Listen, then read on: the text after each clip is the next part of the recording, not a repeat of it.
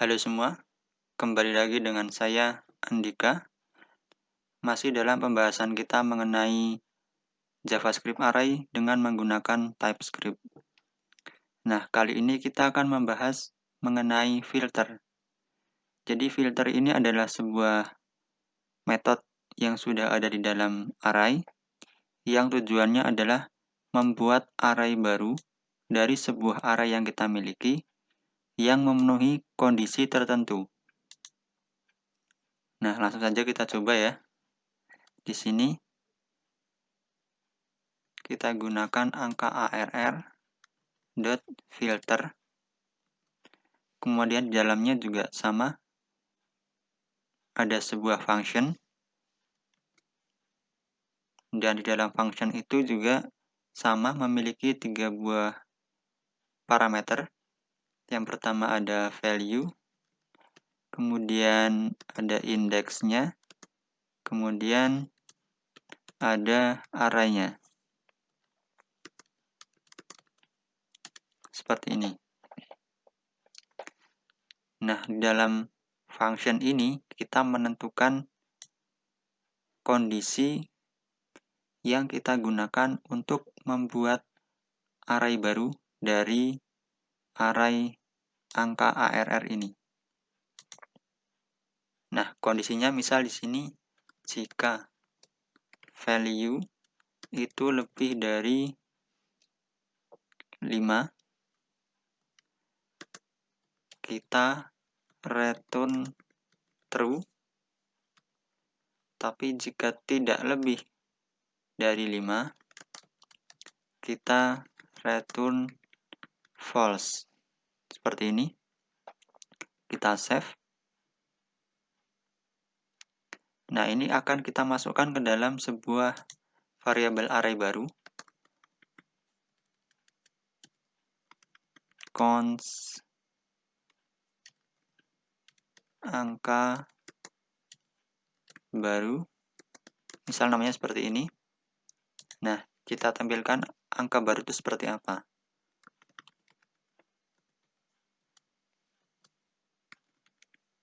Angka baru, kita save.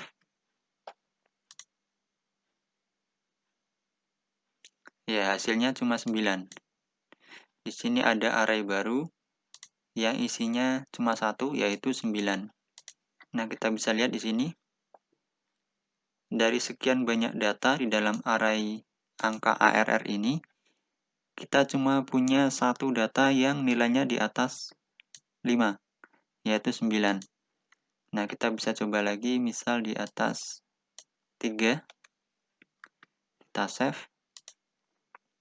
Nah, ini ada 4 dan 9. Nah, jadi ini sama ya seperti metode sebelumnya.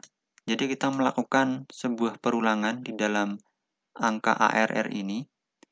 Dan di setiap perulangannya kita menjalankan fungsi ini. Kemudian kita lihat return-nya true atau false. Jika true, maka data yang di looping saat itu, maka data dalam perulangan saat itu akan masuk ke dalam angka baru. Jadi misal pertama kita looping angka 0. Kemudian dicek di sini apakah 0 itu lebih dari 3. Kalau benar, kita return true dan masuk angka 0 itu ke dalam angka baru. Tapi ketika tidak benar, maka akan return false dan tidak akan masuk ke dalam angka baru. Seperti itu. Nah, yang pertama ya, kita coba. Ini 0, dia tidak masuk dengan kondisi ini. Jadi, dia false, tidak masuk. Kemudian ada 1, itu juga dia tidak melebihi angka 3, jadi false juga. Sampai kemudian angka 4, itu dia memenuhi kondisi ini. Jadi dia masuk ke angka baru ini. Begitu seterusnya. Nah, kalau kita cuma menggunakan ini ya, fungsi yang sederhana seperti ini, kita bisa perpendek fungsinya dengan lebih simpel seperti ini.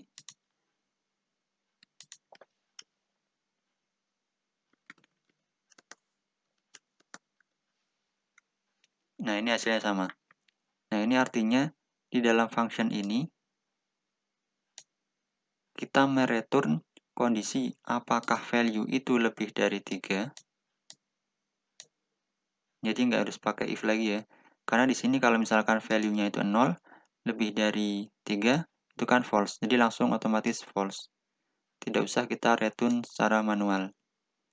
Nah, kemudian kalau kita tidak perlu parameter index ataupun ARR ini, kita bisa hapus saja. Jadi ini tidak wajib kalau tidak digunakan. Kita save. Ya, hasilnya sama dan lebih ringkas. Seperti itu. Nah, kita coba untuk array yang kata dan array siswa. Ini kita hapus biar lebih ringkas. Kemudian cons kata baru sama dengan kata baru dot filter. Kok kata baru? Kata ARR dot filter value. Nah, kondisinya bisa misalkan value dot length lebih dari 4. Seperti ini ya. Kita save. Kemudian kita tampilkan kata barunya. Nah, hasilnya ada mereka. Jadi yang hurufnya lebih dari 4 itu cuma mereka. Kami ini sama ya, 4, jadi tidak memenuhi kriteria lebih dari 4. Seperti itu. Nah, kemudian kita coba menggunakan array object seperti ini. Cons siswa lulus misalkan. Nah, kita gunakan di sini siswa ARR dot filter. Kita filter yang nilainya lebih dari 70. Nah, kita gunakan di sini variabelnya siswa ya. Jadi tidak harus pakai value, kita bisa pakai siswa. Kemudian tanda panah siswa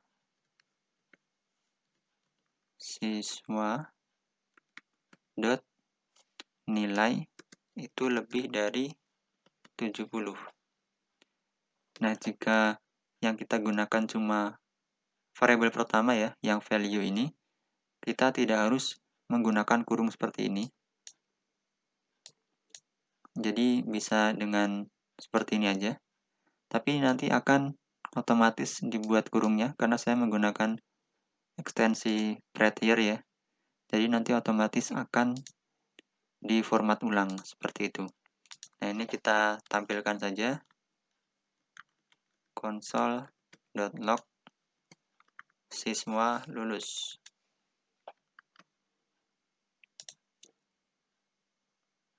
Nah, seperti ini. Dan yang harus diperhatikan di sini, ketika kita menggunakan filter ya, data array yang masuk ke variabel baru ini, itu strukturnya sama dengan yang di sini, di array sebelumnya. Jadi kita tidak bisa cuma ngambil namanya saja atau nilainya saja, tapi akan masuk semua data yang ada di array-nya tersebut. Nah, kira-kira itu pembahasan kita mengenai filter ya. Sampai jumpa di video selanjutnya.